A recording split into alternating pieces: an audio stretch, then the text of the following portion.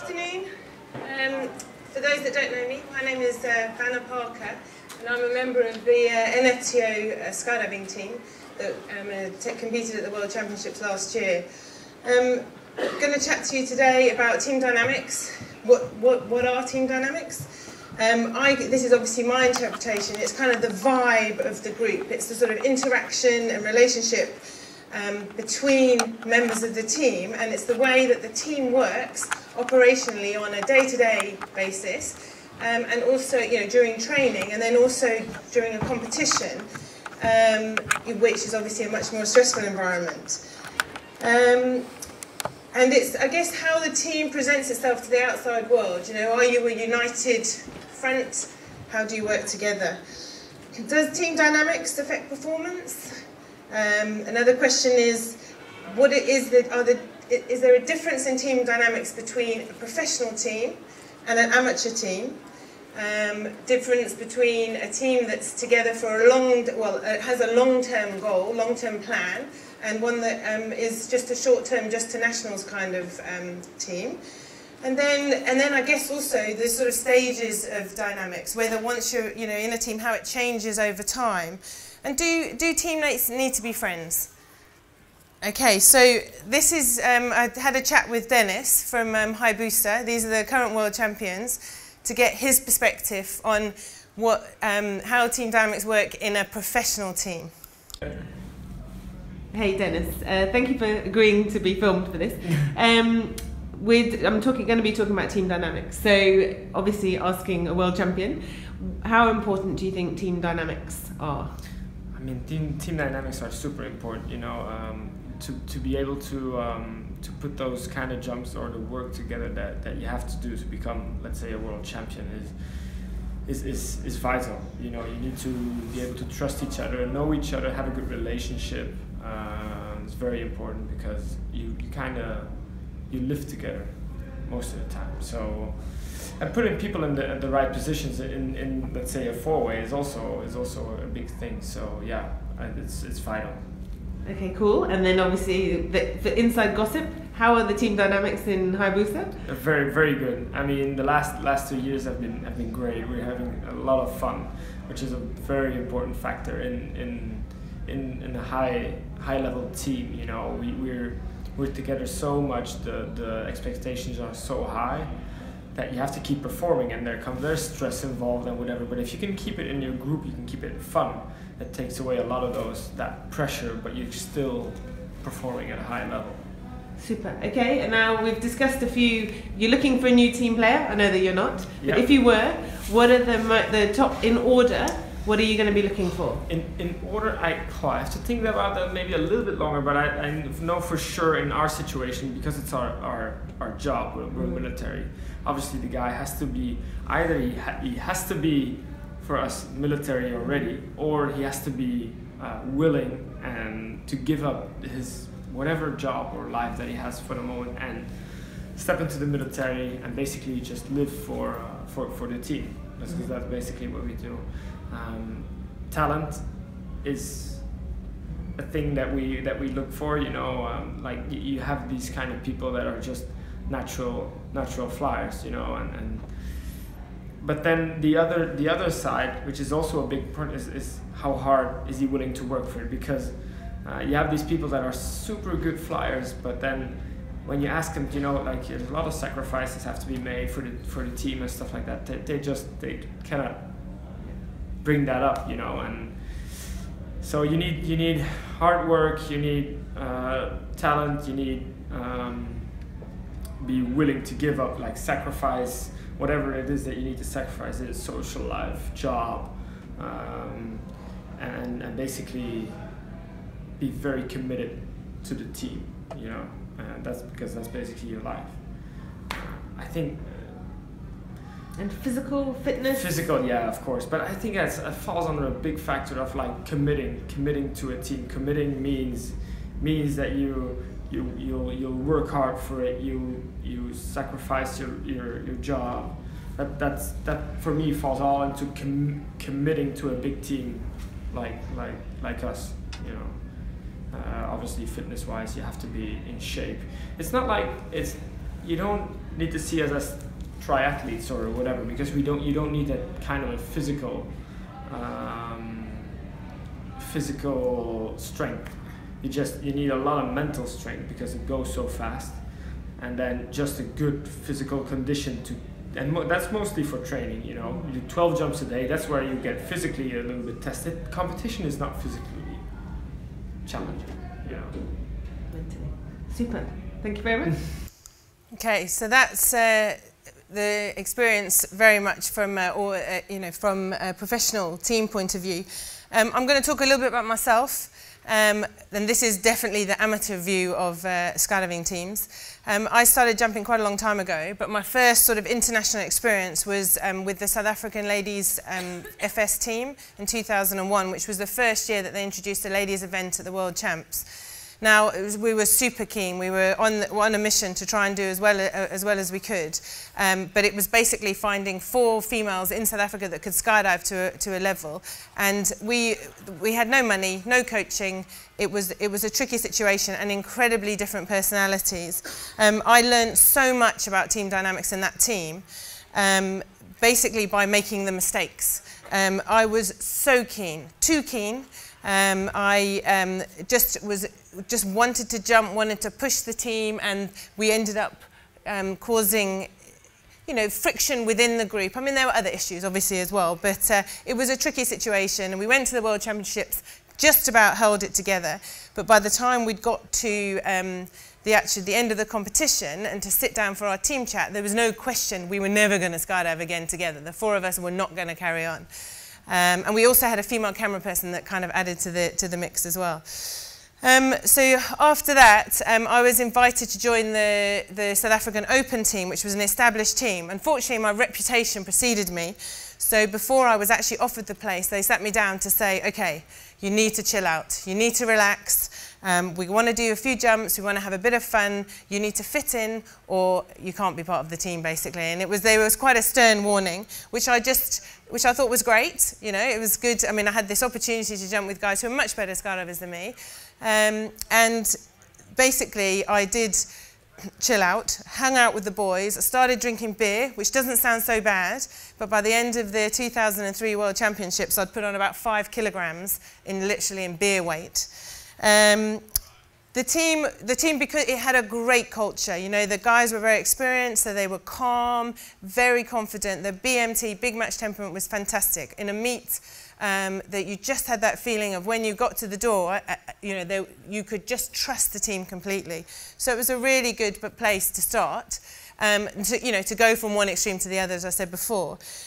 We then got in team, developed the team. The older guys retired, and we brought a couple of new guys in. And as if you can see, we have Tiago, who's now currently in airspeed, was actually our team member for a while, which was fantastic. But we managed to keep that old sort of culture, that we were friends, we trusted each other, we worked together, and going into competition, there was real confidence whenever you were going into a competition. You knew that you could trust each other. There's a lot of respect. We changed the team over the years. A member tended to be point for some reason. We just kept having to swap points around. But we ended up with, because of the longevity of the team, there were a lot of shared experiences. And so we had lots of in-jokes, things that you could laugh about. In 2013, I think, my husband joined the team. He was one of the original founders, but he came back into the team. Now, suddenly the team dynamics are going to change again, because you've now got a married couple in the group. Fortunately, because we've been friends and he'd been alternate for quite a while and stuff, that was okay. We tended to work on the mindset that when we were jumping, we were teammates, and then we could argue about stuff later on. However, I will just say that Block 12 is definitely divorce potential if you're in the front piece. So fortunately, our marriage survived that, as well as the team. We were really good friends. I mean, after that sort of length of time of jumping together, we socialised together, we holidayed together, we do skiing trips. We had, obviously for team dynamics, we sort of forced ourselves to go to Mauritius to go to one of the teammates' weddings, which was very hardship. But, a lot of fun. And so we were friends. The thing about the team, though, because we were kind of equal in experience and stuff, the one thing that we really fell down on is engineering skydives. We could take hours engineering one skydive.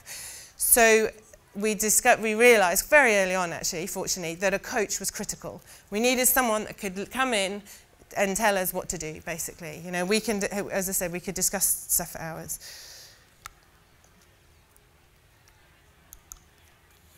All right, and then continuing my personal experience, in 2014 we became British, and three of us were already living in England then. We'd been jumping a lot, the three of us, with Gary Smith as our player coach, but we basically needed to find a fourth person who was British and eligible to then compete at British Nationals.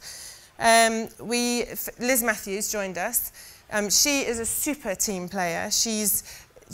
We obviously still had our old team culture, and she was able to slot into that.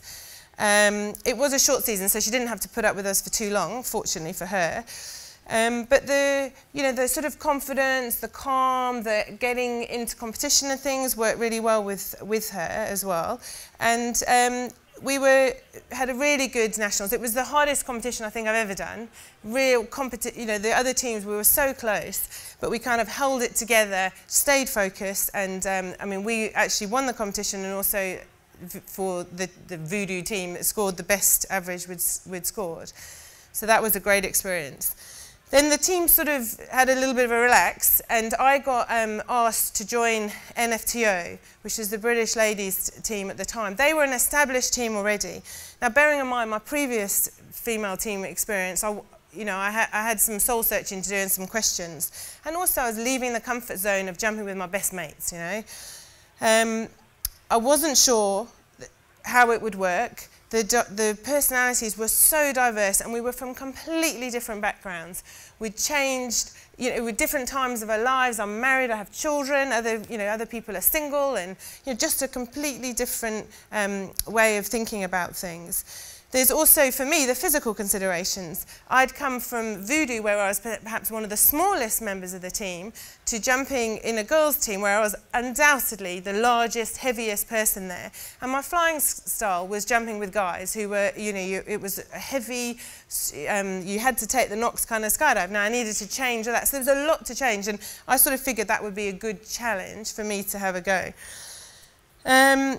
The other thing for me was the fact it was a girls' team. Now, I'd been jumping in an almost fully male team, obviously, apart from myself. And they're quite conservative South African male team, I would say. Now I'm in a girls' team. The topics of conversation were unbelievable, shocking. And the girls laugh a lot. I mean, we spend a lot of time laughing about the fact that I could be shocked by almost everything that one or two of the team members could say. So that was good. There were lots of laughs. As I say, very different personalities. So the coach was very critical to that process, making sure things work out. And by the time we got to the World Championships last year, we were a solid unit. We were confident in each other. We kind of knew where we were at. And Chicago was a hard competition, I would say. We were competing with the Canadian girls, and we just kind of held our own. We sort of stuck to our guns, and we came through in the end. Obviously, we finished just ahead of them, which was really good, really fantastic. 2017, we have a new lineup now. We've all changed slots in the team. The dynamics are completely different. And I think that's obviously something that we'll be working on. We're in very much the sort of honeymoon period at the moment, but it's definitely very exciting to be here. But you're kind of looking ahead to where we're going to go and how we make it work. Okay, so what makes a good team member? If you're looking for a new teammate, as NETO were, or any other teams, is the most important thing to get someone with good talent that's going to bring, and if the skydives are going so well, then it doesn't matter if you get on outside of the team. Are you looking for someone to improve and enhance the team dynamics? So perhaps personality is more important. And then obviously with commitment and attitude, is that if you're committed and you've got the right attitude, does it matter? We want to do the best we can do. Let's work together, and hopefully you can become friends, etc. So what I've done is I've chatted to Pete Allum, who's a very well-known international skydiving coach, very good coach. He's also jumped for Great Britain for a long time and has had a stint with the Italian team as well. So I sort of wanted to get his perspective on it. I'll ask you, how important is it to have good dynamics in a team? Yeah, I mean, it's super important. It's not the be-all and end-all, but it's definitely going to make a difference to your experience with your time with the team, for sure. Okay, do you think the difference between good and bad would actually affect what you achieve and how you perform? Yeah, so I thought that was quite an interesting question. Yes, okay, so I think you'll have a much more enjoyable time if the dynamics are good. You may be able to achieve greatness without fantastic team dynamics, and in fact historically that's been the case as well. There have been some teams that have notoriously not got on so well but still achieved great things. But I think on the overall you're going to have a better experience and be able to achieve more if the relationship within that team has some cohesion. Okay. I mean, obviously, you know, as I mentioned, you've been in several teams. So, I mean, you had the Italian experience and then a lot of the British national team experience. How did all the teams have good dynamics, would you say?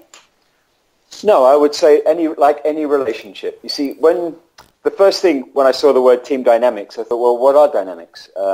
Dynamics, I could try and categorize it as the relationship, harmony within the team, understanding, some cohesion.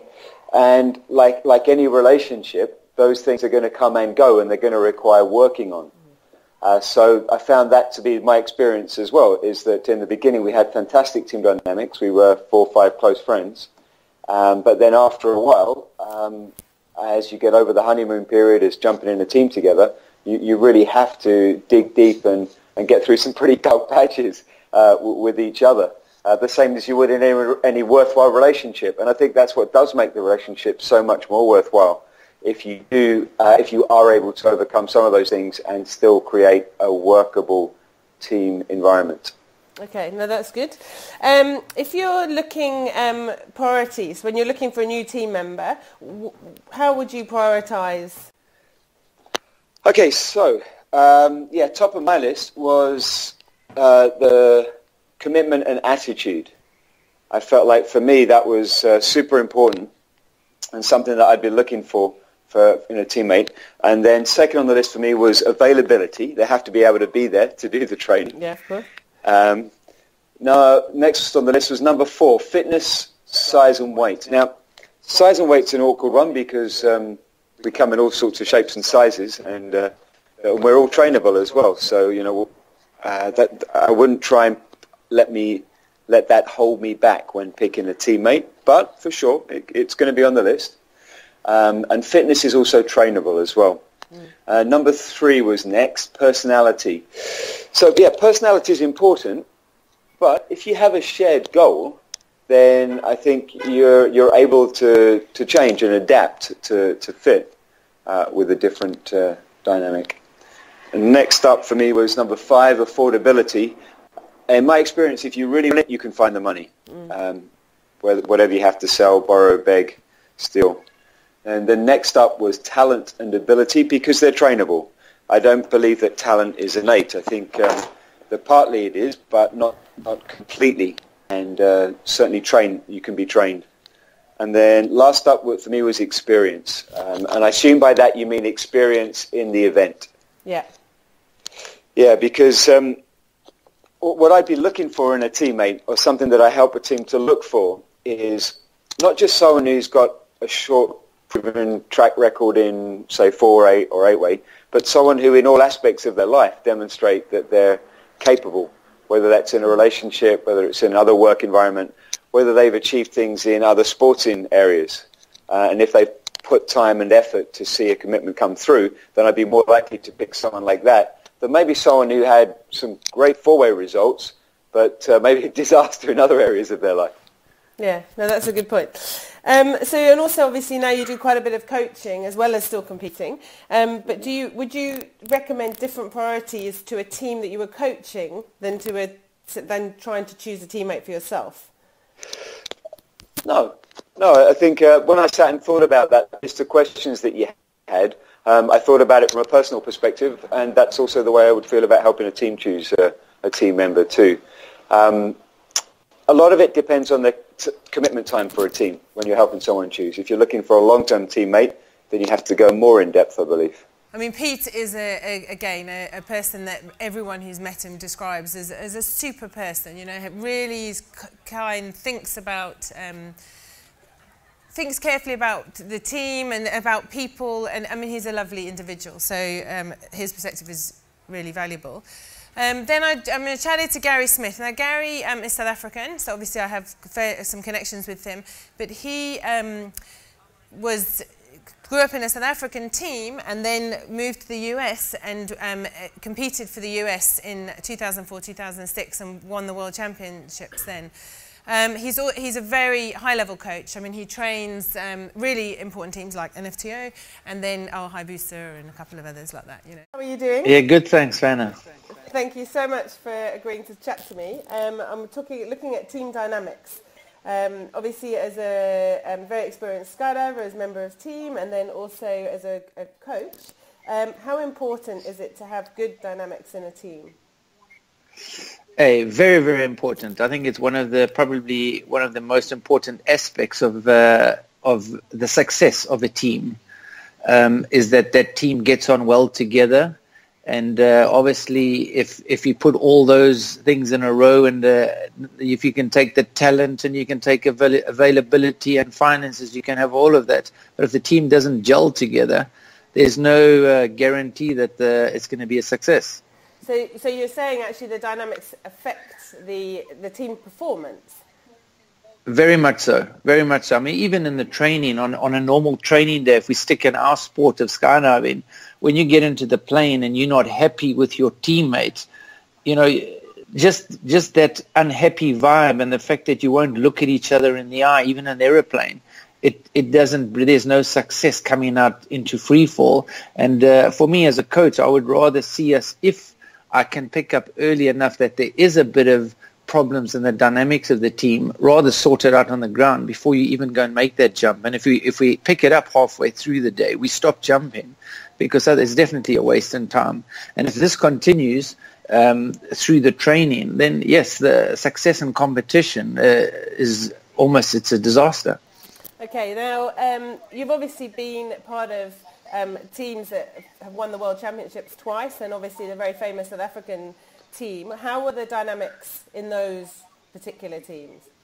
Yeah, all different, funny enough. But I think what worked with all of us is that eventually, if you're so goal-driven and you want to achieve, and you can understand that you have to make this team work, it means that you all need to compromise. And if I go back into the South African team, we all came in, we were all living, you know, off the bare bones, and I can remember sleeping in hangars in Skydive the Mag, thinking we were going to die in the tornadoes and hurricanes that came through there.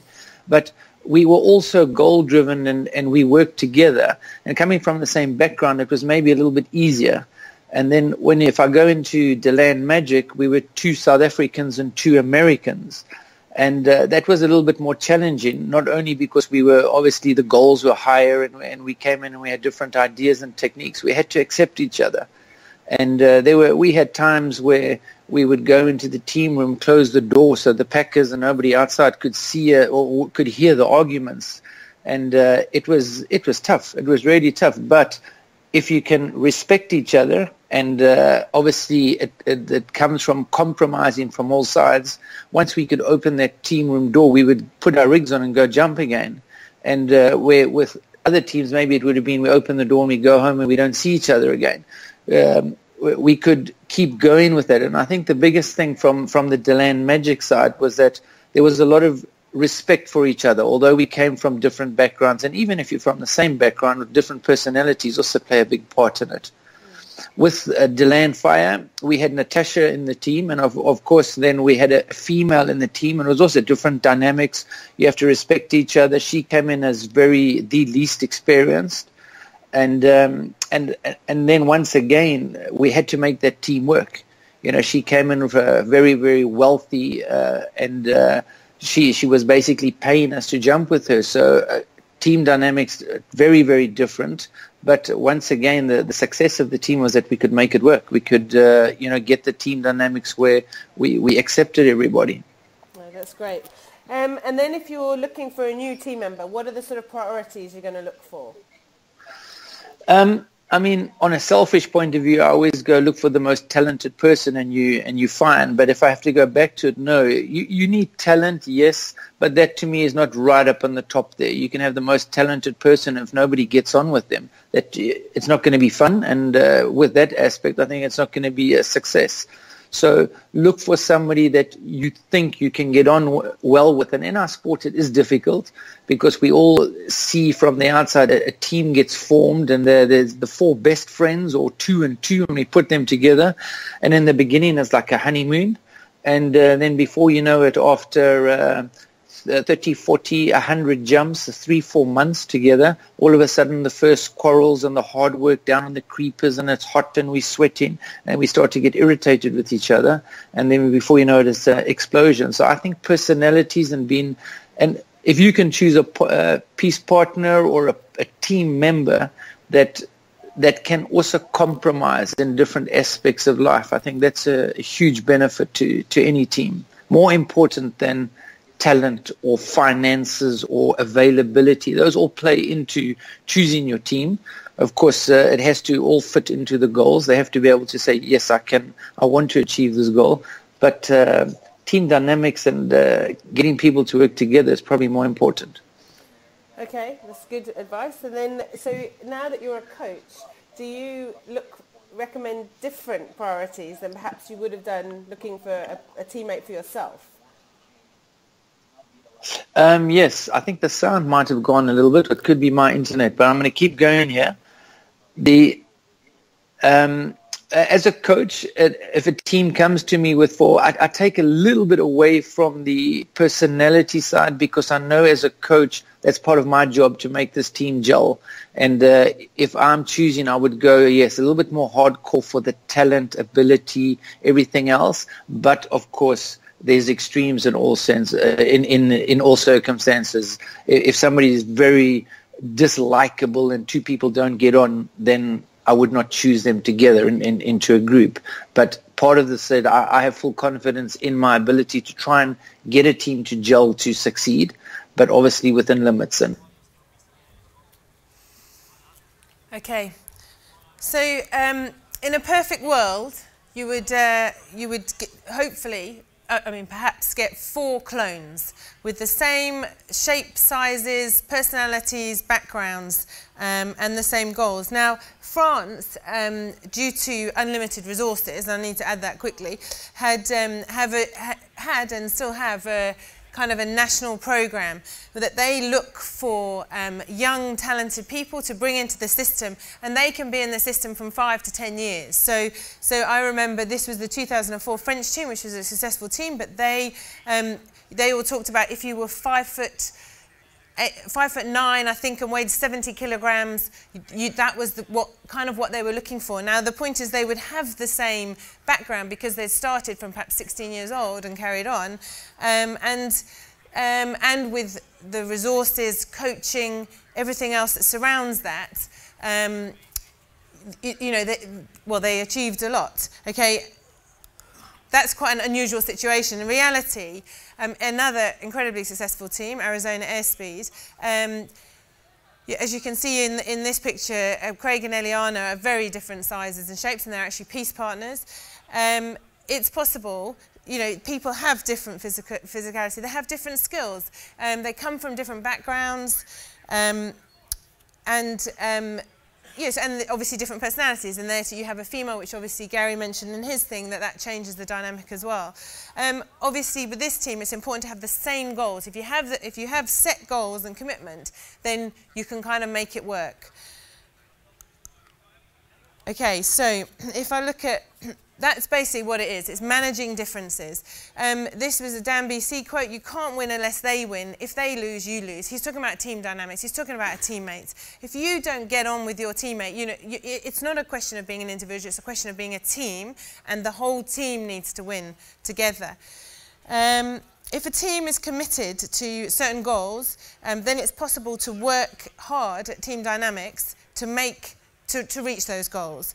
It's important to recognise the different stages in team dynamics, whether you're, both the guys mentioned, in the honeymoon period at the beginning, everything's fantastic, to the point where you're in the middle, you've done, I don't know, 200 jumps together, 100 jumps, whatever, you're in the middle of a training camp, hot, tired, starting to get irritable with each other. Those are the points when you kind of need to dig deep and think, actually, this is another section of our training, because in my experience, no competition has ever been easy. There's always some weather, aeroplane difference, the plane, the steps different, just that you can't sleep, so you're in really uncomfortable environments in a competition. So it's actually good to sort of practice that during training, basically.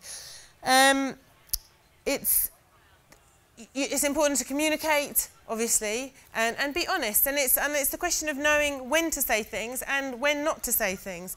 I think the fact that having different skills and personalities is actually a good thing in a team. It's nice to have a team full of jokers would be really tricky, and then to have a team with people that are too serious is also and probably a negative. It's nice to have someone that's going to make a joke to bring the serious person down, but then it's also good to have someone who says, okay, we need to get on now, and vice versa. It's about having, obviously, a positive attitude. If your positivity will then relay off other people. And then, obviously, the trust and respect for each other. And I think these all come from the fact that you've got team goals set. What are we going to do to make it happen? And really, the team dynamics are as important as getting fit, doing your visualization, getting your mind work done. And so that you go into a competition with confidence, that it's kind of you against the world, as it were, And then this is like the critical moment. You need to know that when you're sitting in the aeroplane on round 9 and you're joint equal with another team, that you can look across at your teammates and be confident and know that you can do it. You can do it together. You can actually make it work. This is Arizona Airspeed. This is the 2012 World Championships in Dubai, and Airspeed and Hayabusa had exactly the same number of points after round 9. And they went into the round, Airspeed with the usual American confidence, and Hayabusa had a glitch during the skydive. And so Airspeed won by 1 point, won a whole meet, became world champions, which is, amazing achievement, fantastic. Hayabusa, we heard from Dennis earlier. They obviously had a success story as well. That they obviously stayed together. The dynamics have been good, and they have now won the last 2 world championships. So it's a question of kind of making all of these things work. And then, so the one thing that I learnt about jumping with the girls in NFTO was it doesn't matter how good or bad or frightening a skydive has been, the most important thing is that your makeup's done well and you always smile for the camera. Okay, thank you.